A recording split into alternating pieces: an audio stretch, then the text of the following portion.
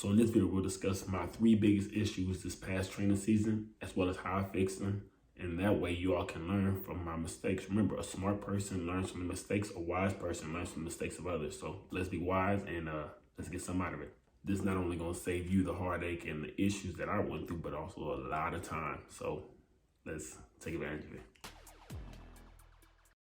Championship Fit here, back at it again. We're going right into the video talking about what the 3 issues were. Issue number 1 was dehydration. So dehydration is one of the biggest things that can cause a decrease in performance. It's something so easy to fix, you would think, right? Now, me personally, I drink a good amount of water. It wasn't that, it was my body wasn't holding on to the water. The body's 60% water, and it also depends on how much muscle you have, how much dehydration affects you. Now, me being pretty muscular, I walk around 7% body fat and around 200 pounds. So that means I need a good amount of water. In general, if I am not hydrated, my performance drops tremendously. I knew that before, but I didn't know that just drinking water or even putting salt in it wasn't enough for me. So I had to get a supplement that increased, that had zinc, calcium, potassium, a few other things that just would help me hydrate a lot better. And immediately from that to the next time that I actually ran, my performance was much more consistent and I performed a lot better. So dehydration was number one, and it's something easy to work on. And if you know you're not hydrated, or even from your urine or how your brain feels, because sometimes I drink water, but I just feel like I just want to have that pop. But after that, I'm good. Every single time I was good to go. So remember, the better you perform, the better you're going to be at the end, because you improve by performing better and better and better. So that way your body gets used to it. When you cycle through much performance and you're not performing at a high level, your performance will decrease, or you won't be as good as you can. Issue number 2 was hip flexors. Now, this is something that I didn't think would have been a big issue because I progressed pretty smoothly. The only problem was it was somewhat of an overuse. I went from a standing to a 2-point to crouching, and I did that progression really well, like a lot of you might be doing.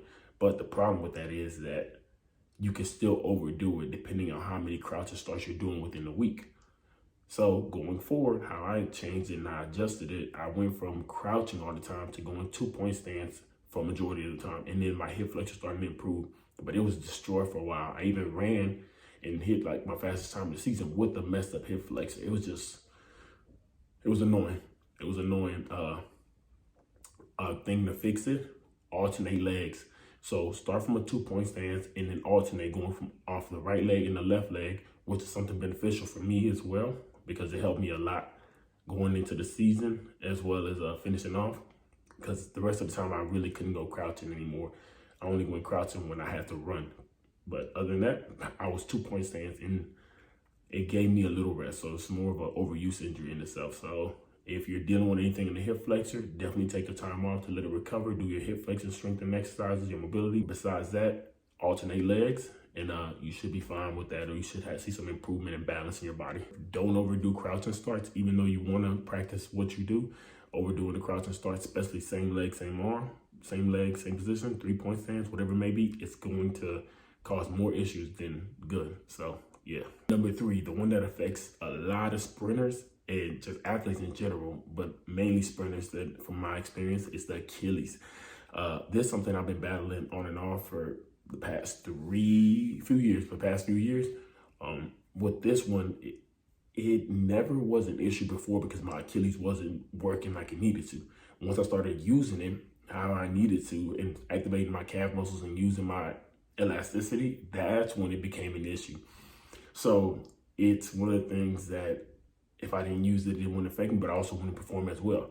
That's something I can get into in a future video, but right now I just wanted to talk about what happened, how I started noticing. Now, if people that know me and been following me know that I've been really big on bare feet, and I feel like it's very beneficial, but there should be a balance. So if you're going into doing barefoot training, or going into the barefoot, I did progress. So I went from wearing my shoes to wearing a barefoot just a couple hours a day. And then I was able to wear them all day, which is perfectly fine. I even was able to train in them. But there's a difference between being able to train and being able to sprint in them consistently.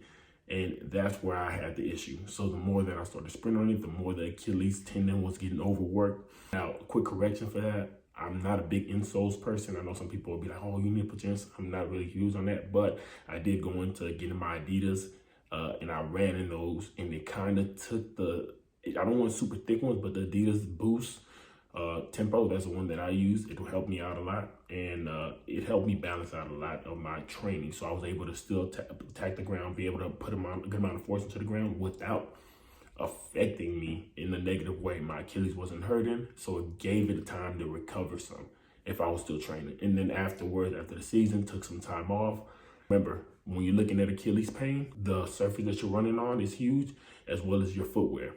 So surface that you're running on and footwear, and of course, recovery. So what I did was I stayed with my prehab, I changed my shoes, and then I stopped running on the track as much. So there's even professional athletes that Achilles is bothering so bad that sometimes they run track meets with running shoes or regular shoes or flats. So that's when it gets really bad. So you don't want it to get that bad. Personally, for me, it never got that bad, but it was a nagging pain that I finally have gotten over and continue. Hopefully, as I go along in training, we're going to continue to stay on top of it with the prehab, collagen supplement, and just making sure I keep in mind not to overtrain and overuse it. I've gone on the grass mainly. I've been using my my regular shoes and not going into killing myself with barefoot or a lot of plyos. And so far so good. And it's just little tweaks, because a lot of the things I've already known, but it's just little tweaks that don't necessarily follow a whole black and white formula, right? So keep that in mind. Let's keep learning. Let's keep growing. I'm going to keep giving you guys information. Now, I do look forward to being able to improve, as well as seeing some of you all improve if you connect with me.